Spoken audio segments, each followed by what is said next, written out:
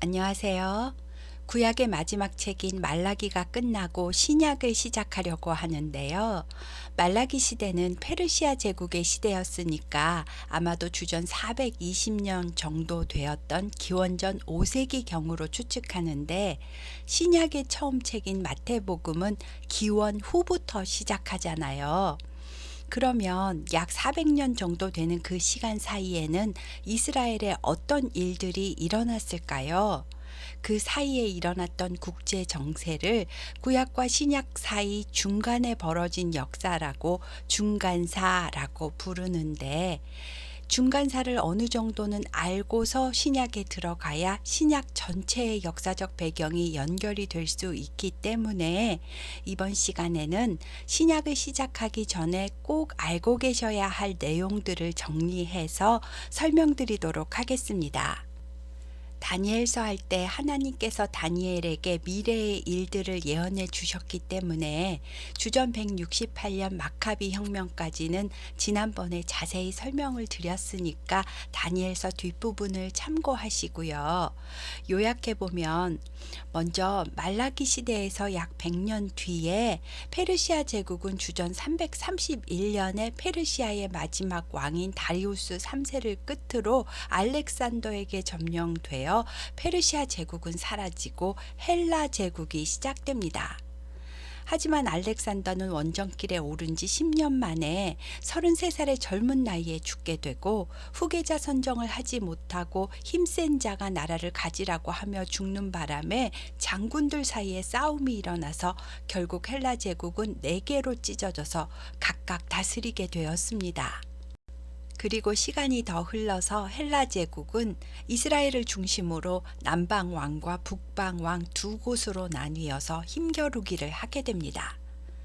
이스라엘은 그 사이에서 기원전 3세기경에는 이집트 지역인 남방왕 프톨레미 왕가의 지배를 받았다가 기원전 2세기경에는 시리아 지역을 관장하는 북방왕 셀류쿠스 왕가의 지배를 받게 됩니다.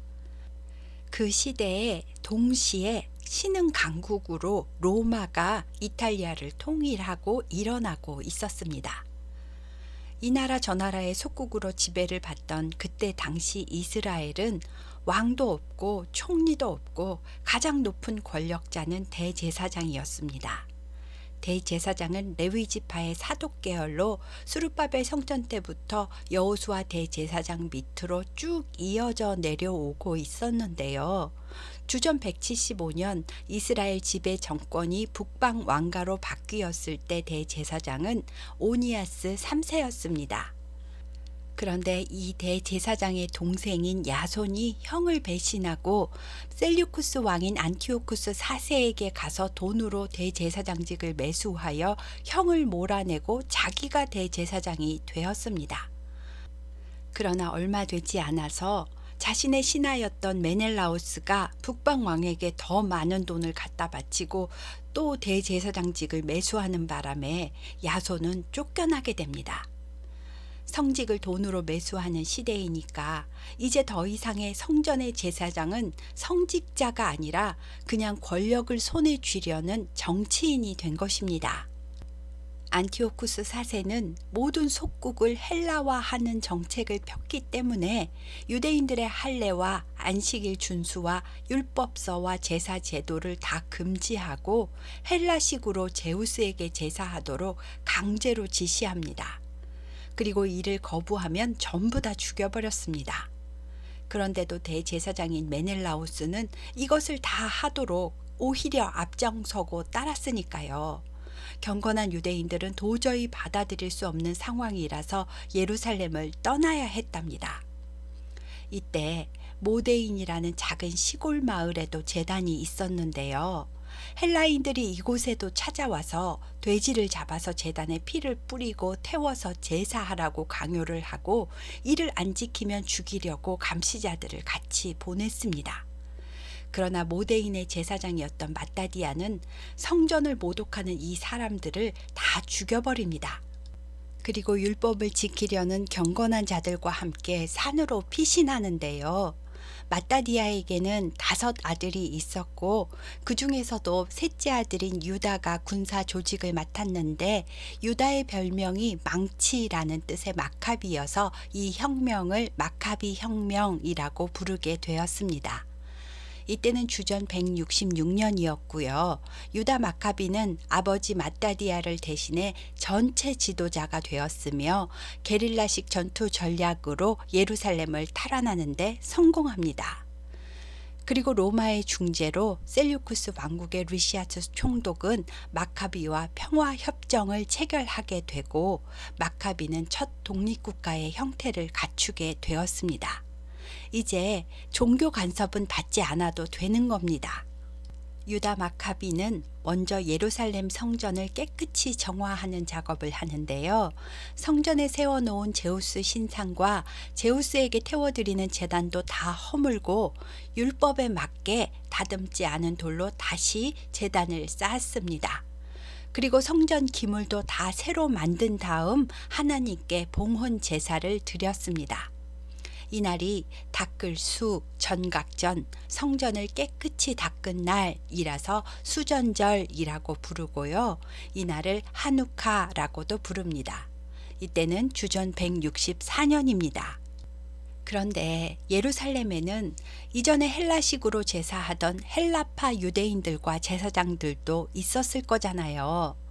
악랄했던 안티오쿠스 4세가 죽고 난 후에도 아크라에 결집한 셀류코스 군사와 헬라파 유대인들은 유다 마카비와 크고 작은 전투를 계속 벌였고 그 과정에서 마카비도 큰형 요한도 넷째 엘르아살도 죽게 됩니다. 그래도 막내 아들 요나단이 끝까지 싸우고 협상을 해서 정치적인 독립도 이루어내고 당시 북방 왕이었던 알렉산드로스 발라스에게 이스라엘의 대제사장으로 임명을 받았는데요. 율법에는 왕이 제사장이랑 겸직을 할 수가 없고 요나단은 대제사장의 자격이 있는 사독 계열이 아니라고 정작 유대인들 사이에서는 내분이 일어났습니다. 그래서 마카비 가문을 도와서 함께 혁명을 일으켰던 경건한 하시딤 사람들은 다시 경건한 사람들만의 공동체를 이루어 떠나게 되는데 이 사람들을 에세네파라고 부르고요. 이들은 쿰난 공동체를 이루어 살면서 동굴에서 또는 산속에서 말씀을 필사하고 연구하며 경건하게 살아갔다고 합니다. 그리고 마카비 가문을 지지했던 바리새인들은 마카비 가문이 현실 정치의 가장 높은 권력이었기 때문에 요나단이 대제사장이 되는 것을 찬성합니다. 바리새파 사람들은 다른 말로 하면 유대교 평신도 경건주의자라고 말할 수 있는데요. 이들은 모세오경과 유대 전승을 모두 인정하면서도 경건한 삶을 유지하려고 했기 때문에 많은 사람들이 존경하고 따랐었답니다. 한편 대제사장으로서의 정통 가문이었던 사독 계열 사람들은 바리새파 사람들과 대립을 이루게 되고 사독 계열 사람들은 귀족들과 정치적인 관계를 맺으며 사두개파를 형성하게 되었답니다. 사두개파 사람들은 원로회의 주요 구성원들이어서 영향력이 매우 큰 계급의 사람들이었습니다. 이렇게 바리새파와 사두개파의 내분이 있고 헬라파와 정통파 유대인들 간의 갈등과 다툼이 있었고 결국 요나단도 아크라에 있는 헬라파 유대인들에게 포로가 되어 죽게 되었습니다. 그래서 유대인들은 마따디아의 5 형제 중에 마지막 남은 시몬을 왕으로 세웠습니다. 그리고 시몬의 이름 앞에 정관사 하를 붙여서 그때부터 하스몬 왕가라고 부르게 된 것입니다. 이때는 주전 142년입니다. 이때부터는 대제사장과 왕의 직을 겸하여 수행했습니다. 시몬은 아주 정치를 잘해서 유다는 오랜만에 평화와 풍족함을 누리게 되었다고 합니다. 하지만 어느 날 시몬의 사위가 왕위 찬탈의 야망을 품고 연회를 베푸는 척하면서 시몬과 시몬의 2 아들을 전부 다 죽이는 사건이 벌어지고 극적으로 미리 보고를 받은 셋째 아들 요한이 왕위에 오르게 됩니다. 이때는 주전 134년입니다. 이때부터는 히브리 이름 뒤에 그리스식 이름을 덧붙여서 요한 힐카누스라고 불렀고 헬라화 정책도 사용하여 바리새파와 갈등도 생깁니다. 요한 힐카누스는 정복 전쟁에 집중했는데요. 유다의 영토를 사마리아 지역까지 확장했고 이두메 지역도 정복한 왕입니다. 이두메 지역은 유대 남부 지역으로 야곱의 형 에서의 후손들, 즉 에돔 사람들이 살고 있었습니다. 요한 힐카누스는 이두메 지역도 전부 다 유대교로 개종하도록 강요하고 모두 할례를 받게 하고 율법을 준수하게 했답니다. 이때 신약에 자주 나오는 헤롯 대왕의 가문이 유대 역사에 들어오게 되는데요. 이두메 사람이었던 안티파터 혹은 안티파테르라고 불리는 사람이 유대교로 개종을 하게 되고 나중에 요한 힐카누스의 아들인 알렉산더 야네우스의 신하가 되는데 이 헤롯 안티파터가 헤롯 대왕의 아버지였습니다. 이렇게 헤롯 가문이 유대 정치 안으로 들어오게 된 것입니다. 요한 힐카누스는 말년에 통치권은 자기 아내에게 주고 대제사장직은 장남인 아리스토블루스에게 준 다음 주전 104년에 죽었는데요. 장남인 아리스토블루스는 자기 어머니와 동생 3명을 다 투옥시키고 통치권 전체를 자기가 혼자 다 차지합니다. 그리고 어머니는 감옥에서 굶어 죽도록 했답니다. 하지만 단 1년 만에 아리스토블루스도 병에 걸려 죽게 되었고 미망인이 된 왕비 알렉산드라 살로메는 투옥된 시동생들을 다 풀어주고 그 중에 제일 큰형인 알렉산더 야나이우스와 결혼하여 왕위를 이어가게 했답니다. 당시의 왕은 대제사장직과 겸직이었기 때문에 바리새인들은 처녀와 결혼하지 않고 형수와 결혼한 야나이우스는 대제사장 자격이 없다고 말했습니다. 그리고 백성들도 야나이우스를 대제사장으로 인정하지 않았다고 합니다. 그래도 야나이우스는 주전 103년부터 76년까지 왕위를 지켰고요. 자신의 통치 기간에 바리새인들의 반란과 자신에게 반대하는 세력들은 무자비하게 숙청을 했답니다. 정복 전쟁 중에 부상을 입고 죽게 된 야네이우스는 자기 아내에게 자기가 죽으면 자기의 시신을 바리새인들에게 내어주고 바리새인들과 함께 하라고 조언을 하고 죽었답니다. 왕비 살로메는 바리새인들에게 남편의 시신을 내어주며 화평을 청했고 바리새인들은 최고의 예우를 갖추어 장례를 치르게 해주고 살로메는 무사히 여왕의 자리에 앉도록 했습니다. 그리고 장남인 요한 힐카누스 2세는 대제사장의 자리에 앉게 되었답니다. 바리새인들이 이렇게 협조를 했으니까요. 이제 정치권에는 바리새인들의 입지가 커지게 되었습니다. 살로메 여왕은 제사장과 사두개파만으로 구성되었던 원로회에 바리새인 출신 서기관들을 많이 투입시켰고 이때부터 바리새인들은 유대 정치에 공식적으로 영향력을 발휘하게 되었답니다. 그런데 살로메의 둘째 아들인 아리스토블루스 2세가 사두개파의 지지를 받으며 반란을 일으킵니다. 주전 67년 둘째 아들의 반란 소식을 들었지만 살로메 여왕은 병세가 심해져서 73세의 나이로 죽게 되고 아리스토블루스 2세는 대제사장이었던 큰형 힐카누스 2세를 평민으로 전락시키고 자기가 왕과 대제사장직을 다 차지했습니다. 그러던 어느 날 평민으로 있던 요한 힐카누스 2세에게 이두메 사람인 안티파터가 접근을 하여 저는 당신의 아버지 시절에 장군으로 임명된 이두메 사람입니다. 저와 나바테아 왕국과 손을 잡고 당신의 왕위를 되찾으십시오 라고 설득을 합니다. 안티파터의 부인은 나바테아 귀족의 딸인 키프로스였습니다. 그래서 요한 힐카누스 2세는 자기가 왕위를 차지하게 되면 아버지가 빼앗았던 나바테아의 12도시를 돌려주기로 약속하고 나바테아 군사들과 함께 예루살렘으로 진군하여 결국 아리스토블루스 2세를 제압하고 구금했습니다. 이 형제 간의 다툼이 여기서 끝났으면 정말 좋았을 텐데요. 이 형제가 둘 다 로마 장군에게 돈을 주고 도움을 요청했다는 겁니다. 집안 싸움의 외부 세력을 끌어들이는 것은 권력의 눈이 멀어 자살골을 넣는 것과 같은 정말 어리석은 행동이었습니다.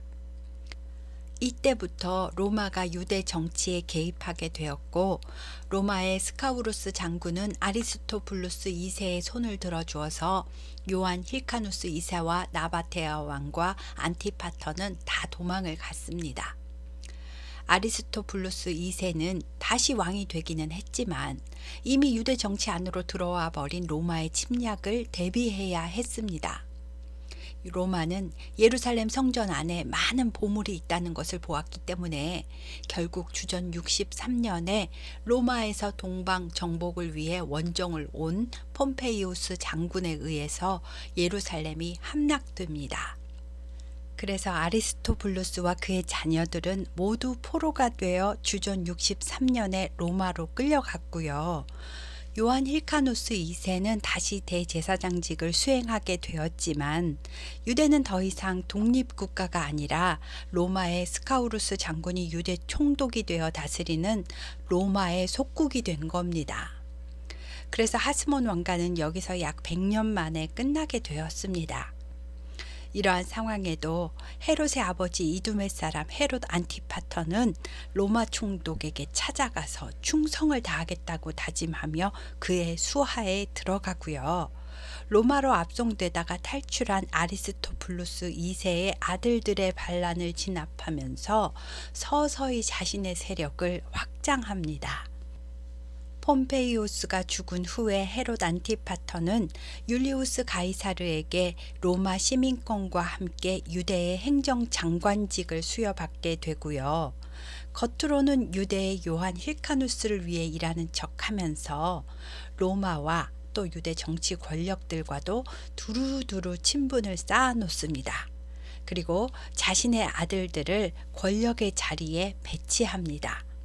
그리고 주전 55년 로마는 유대를 통치하기 위해서 사네드린 공회라는 사법기관을 만듭니다. 사네드린은 모여 앉다라는 뜻이고요. 재판을 하는 유대인의 최고 법원이며 장소는 성전이었습니다. 70명의 종교 지도자들로 구성된 사네드린 공회는 의장이 대제사장이고요. 사두개인 다수와 바리새인이 포함되어 있었다고 합니다. 한편 그 후에는 로마는 로마대로 내전을 겪으며 혼란스러운 시간을 지내는데요. 주전 44년에 율리우스 가이사르가 로마의 원로 회의장에서 암살을 당하는 사건이 벌어지고요. 그리고 주전 43년에는 헤롯 안티파터가 유대의 열심당원에게 암살당합니다. 아버지가 암살당했으니까 안티파터의 아들들의 입지가 흔들릴 것 같았지만 헤롯은 아버지를 닮아서 처세술에 능하여 유대 지역으로 파견된 로마의 지도자 안토니우스에게 먼저 뇌물을 갖다 바치고 손을 써 놓았습니다. 유대인들은 헤롯 안티파터의 아들들이 세력을 키워나가는 것을 견제했지만 로마의 안토니우스는 헤롯을 갈릴리의 분봉왕으로 임명하고 큰아들인 파사엘을 유대 지역의 분봉왕으로 임명했습니다. 그리고 주전 40년에는 파르티아가 시리아를 공격하여 점령하는 일이 벌어지는데요. 아리스토블루스 2세의 아들인 안티고누스가 시리아 지역에 있었고 안티고누스는 파르티아와 우호 조약을 맺고 파르티아 군사들과 함께 예루살렘으로 진격하여 당시 대제사장이었던 큰아버지 요한 힐카누스 2세와 예루살렘 분봉왕이었던 헤롯의 형 파사엘을 붙잡습니다. 그리고 큰아버지는 귀를 자르고 파르티아로 끌려가도록 했으며 파사엘은 자결했다고 합니다. 이 소식을 들은 발빠른 헤롯은 위험을 감지하고 고향인 이두메로 달아났다가 로마로 건너가서 안토니우스에게 도움을 요청합니다. 안토니우스는 헤롯에게 많은 뇌물을 받았던 경험이 있었기 때문에 로마 원로원을 설득하여 헤롯을 유대의 왕으로 임명받도록 합니다. 그래서 헤롯은 로마 군사들과 함께 예루살렘으로 들어와서 약 3년간의 전쟁을 치른 뒤 안티고누스를 몰아내고 주전 37년에 유대 전체의 왕이 되었습니다. 이것이 이두메 왕조, 즉 헤롯 왕조의 시작입니다. 그리고 안티고누스는 로마로 압송되는 도중에 살해당하도록 했답니다. 그런데 유다 백성들은요, 헤롯은 이두메 사람이라 이방인인데 유대인의 왕이라니까 탐탁치 않았을 겁니다. 그래서 헤롯은 하스몬 왕가의 마지막 남은 딸인 미리암과 결혼을 하여 혈통적 명분을 이어가려 했습니다. 이 헤롯이 예수님 당시에 영아 살해를 지시한 헤롯 대왕인데요. 헤롯 대왕은 주전 37년부터 주전 4년까지 다스리고 죽으니까요. 예수님은 주전 5년이나 6년경에 태어나셨다는 증거가 됩니다. 이것은 6세기경에 디오니시우스 엑시구스라는 기독교 신학자가 날짜 계산을 잘못해서 이렇게 예수 탄생 날짜가 뒤로 밀리게 된 것이랍니다. 그리고 예수님 탄생 당시에 인구조사령을 내려서 나사렛에 살고 있던 요셉과 마리아가 베들레헴까지 오도록 한 사람은 당시의 로마 1대 황제 옥타비아누스, 성경에 가이사 아구스도라고 불리는 사람이었다는 것도 기억해 두시고요. 예수님의 십자가 사건 때 로마 황제는 2대 황제인 티베리우스였다는 것도 기억해 두시면 좋겠습니다. 헤롯 대왕은 그리스 문화와 로마 문화의 대단한 숭배자였고 로마에 누가 왕이 되든지 그에게 충성했습니다. 그리고 가이사라에 인구 항공 도시를 건설해서 원형 경기장과 극장을 짓고 아우구스투스 신전을 건립해서 황제에게 바칩니다. 또 예루살렘 근처에도 원형 경기장을 건설했고요. 주전 20년경에는 수르바벨 성전을 재건하여 헤롯 성전을 짓게 하는데요. 성소와 지성소는 1년 6개월 만에 완공했지만 그 후 외부 공사는 화려하게 짓느라고 헤롯이 죽은 후에도 주후 63년까지도 공사를 계속했다고 합니다. 그래서 헤롯 성전은 약 80년이 넘는 시간 동안 지어지게 되는 거고요. 완공되고 7년 정도밖에 지나지 않아서 주후 70년에 로마의 티투스 장군에 의해서 성전이 돌 위에 돌 하나도 남지 않도록 완전히 무너지게 되었답니다. 헤롯 대왕은 자신의 왕권을 지키기 위해서 형제도 자식도 부인도 위협이 된다고 느끼면 전부 다 처형시켜버리는 잔인한 왕이기도 했는데요. 헤롯의 부인 5명 중에 하스몬 왕가의 혈통인 미리암은 다른 부인들의 모함으로 일찌감치 처형되었고요. 미리암이 낳은 2 아들도 주전 7년경에 처형당합니다. 그리고 처형당한 둘째 아들의 아들인 헤롯 아그리빠는 로마로 유학을 갔답니다. 헤롯 대왕은 말년에 나라를 세 영역으로 나누어서 넷째 부인의 큰아들 아켈라오에게는 예루살렘을 포함한 유대 지역을 주고 작은 아들인 헤롯 안디바에게는 갈릴리 지역을 주고 5번째 부인의 아들인 헤롯 빌립에게는 갈릴리 동부와 남동부 지방을 맡겨 분봉 왕으로 임명하여 다스리게 했습니다. 이 분봉 왕들은 하나같이 자기가 유대 전체의 왕이 되고 싶은 꿈을 가지고 있었고요. 헤롯 대왕의 셋째 부인의 아들과 결혼했던 하스몬 왕가의 혈통인 헤로디아는 왕비가 되고 싶은 야망에 현재 남편과 이혼을 하고 하스몬 왕가의 혈통을 원했던 헤롯 안디바와 재혼을 했답니다. 예수님 시대의 세례 요한이 이것을 책망했고 헤로디아는 자신의 야망이 들통난 것이 분해서 세례 요한을 죽이길 원했습니다. 그래서 자신의 딸을 이용해 세례 요한을 죽여 그의 머리를 가져오게 했습니다. 한편 헤롯 대왕의 5번째 부인의 아들 헤롯 빌립도 하스몬 왕가의 혈통을 원했기 때문에 헤롯 빌립은 헤로디아의 어린 딸인 살로메와 결혼을 했다고 합니다. 이렇게까지 유대인의 왕이 되고 싶어 했던 이 분봉 왕들이 볼 때 예수님이 유대인의 왕이라는 칭호를 받았으니까요. 얼마나 눈엣 가시처럼 미워했을지 짐작이 가시지요. 예루살렘과 유대 지역의 분봉왕이었던 아켈라오는 너무 악행을 많이 해서 유대인의 상소로 폐위되었고, 로마는 예루살렘 지역에 본디오 빌라도를 총독으로 보내게 됩니다. 그리고 예수님께서 이때에 십자가 처형을 당하게 되시는 겁니다. 그 후 로마의 황제가 갈리굴라로 바뀌게 되면서 갈리굴라와 친분이 있었던 로마에서 유학 중이던 헤롯 아그리빠가 로마 황제의 친분으로 유대인의 왕이라는 칭호를 달고 유대로 복귀합니다. 이때는 주후 37년입니다. 예수님이 처형당하신 후 몇 년이 지난 때입니다. 한껏 교만해진 헤롯 아그리빠는 헤로디아, 헤롯 안디바, 헤롯 빌립을 다 처형하거나 내쫓고 그들의 재산을 몰수합니다. 헤롯 아그리빠는 요한의 형제 야고보를 죽이고 베드로를 투옥시킨 인물이기도 하고, 사도행전 12장 23절에 주의 사자에 의해 벌레에 먹혀 죽게 되는 인물이기도 합니다. 헤롯 아그리빠가 죽은 뒤에 로마는 유대 지역에 다시 총독을 파견하고, 그의 아들인 헤롯 아그리빠 2세는 분봉왕의 형태로 유대 북부 지역을 다스리게 했습니다. 그러니까 예수님 시대와 사도행전 시대에 유다와 예루살렘이 얼마나 혼란스러운 시기였을지 상상이 되시지요. 정치판이 된 성전에서 권력자가 된 이방인 대제사장과 함께 어떻게 하나님께 참된 예배가 드려질 수 있었을까요? 바리새파와 사두개파는 하나가 되어 유대인의 왕이라는 메시아 예수님을 결국 십자가 처형으로 죽입니다.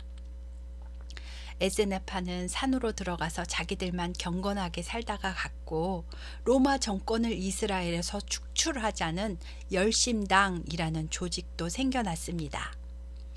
열심당은 로마에 대항하여 반란을 일으키지만 결국 주후 70년에 로마의 티투스 장군에 의해 예루살렘도 성전도 다 파괴되고 사내들인 공회도 없어졌습니다. 그 후에 1948년 이스라엘이 다시 독립국가를 건설할 때까지 그동안 팔레스틴 땅에는 수많은 이교도가 번성하게 된 것입니다. 예루살렘의 멸망은 기독교 복음의 전파로 이어졌지만 유대 역사를 보면 참 파란만장하고 마음이 아프기도 합니다. 여러분이 만약 그 시대에 예루살렘에 유대인으로 태어났다면 어떻게 사실 건가요? 서로 싸우는 꼴 보기 싫어서라도 에세나파가 되어서 동굴로 들어가실까요? 바리새파, 사두개파, 열심당, 아니면 예수님이 그리스도라는 것을 알아보고 예수님의 제자가 되셨을까요? 한번 생각해 보시면 좋을 것 같습니다. 시대순으로 설명드리기는 했지만 복잡한 역사 이야기라서 이해하기가 쉽지 않으셨지요. 다른 거는 다 잊어버리셔도 신약 성경에 나오는 헤롯 왕이 한 명의 사람이 아니라 헤롯 대왕과 그의 아들들이며, 이들은 로마의 임명을 받고 유대를 다스리게 되는 왕 또는 분봉왕들이었다. 그리고 헤롯 가문은 야곱이 아닌 에서의 후손 에돔 족속으로 이두메 지역에 살고 있었는데, 유대교로 개종하고 세력을 키워서 유대 정치에 들어온 가문이다. 신약 당시 성전은 예배 외에 사내들인 공회로 쓰였으며 사두개인과 바리새인들이 공회원으로 있었고, 대제사장은 사두개인으로 임명되어 정치를 했다. 이스라엘의 진정한 왕은 없었고, 로마에 잘 보여 임명받은 분봉왕들과 권력 욕에 쌓인 사두개파와 바리새파는 정치판에서 계속 싸우고, 열심당이 생겨나 로마를 몰아내려고 반란을 준비하고 있었다. 그리고 정치인들은 로마에다 계속 조공을 바치느라고 유대 백성들은 너무나 힘든 상황이었다. 그 와중에 구약의 예언대로 베들레헴에서 메시아가 탄생한다라는 이야기로 신약이 시작된다라는 것까지는 인지를 하시고 신약을 읽으시면 좋겠습니다. 다음 시간에는 마태복음을 바로 들어가도록 하겠습니다. 감사합니다.